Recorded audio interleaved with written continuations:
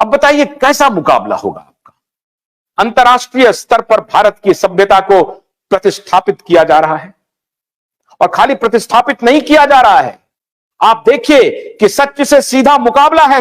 कैसे मुकाबला है? गाजा और फिलिस्तीन में, इजराइल और फिलिस्तीन में क्या हो रहा है, यूक्रेन और रूस में क्या हो रहा है। एक तरफ पूरा मध्य एशिया गोले बारूद में फंसा हुआ है, मौत की एक प्रकार खून की नदियां बह रही हैं, दूसरी तरफ भारत में रामधुन चल रहा है, शांति का उद्घोष हो रहा है।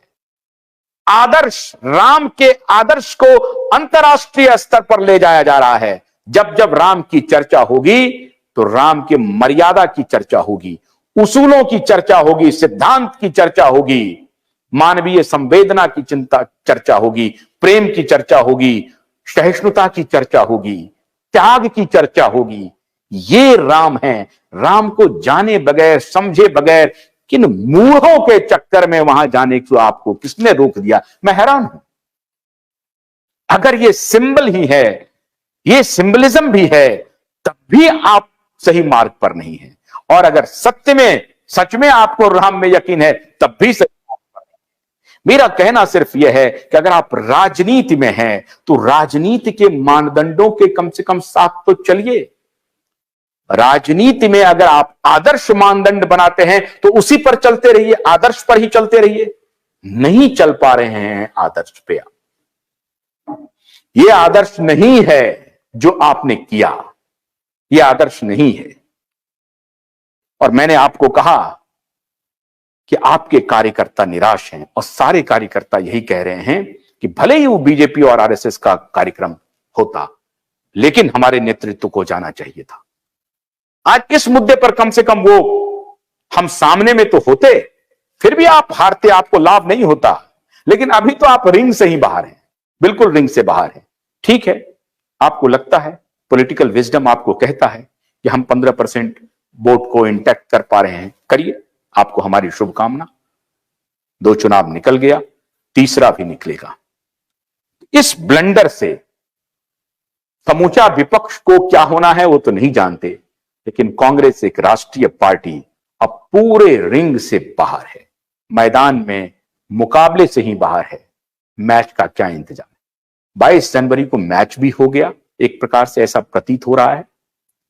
मैं अभी तो नहीं कहूंगा कि निर्णय हो गया, लेकिन मैच से ऐसा लगता है कि निर्णय के काफी करीब पहुंच गई है भारतीय जनता पार्टी, और वो निर्णय है विजय का। भारतीय जनता पार्टी तिबारा आ रही है। मैं इस मुद्दे पर नहीं जाऊंगा कि नरेंद्र मोदी जी ने क्या कर दिया।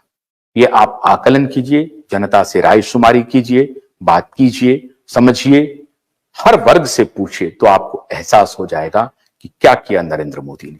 इसमें कोई शक नहीं है कि धार्मिक रूप से और सांस्कृतिक रूप से भारत की सभ्यता का नया कालचक्र तो नरेंद्र मोदी ने शुरू कर ही दिया है। इससे आप इनकार नहीं कर सकते।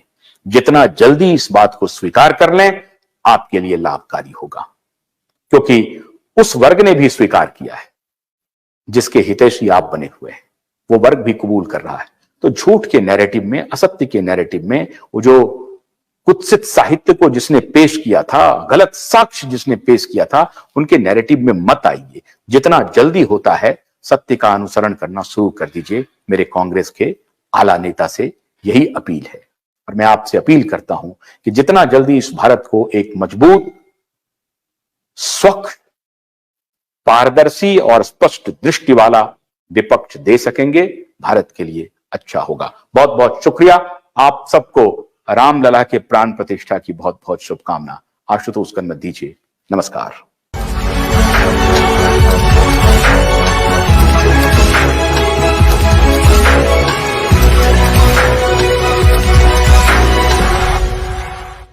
भोलानाथ का ब्रश कटर एक बैटरी से चलने वाली मशीन है जिसका चार्जिंग समय 3.5 घंटे है। इसे हम 6 से 8 घंटे बिना रुके चला सकते हैं। एक बार चार्ज करने पर ये 16,000 स्क्वायर फीट गेहूं, चावल, बजरा, जोवर के खेत काट सकता है, जबकि इसी कार्य को पेट्रोल ब्रश कटर 1,000 रुपए पेट्रोल का खर्चा करता है।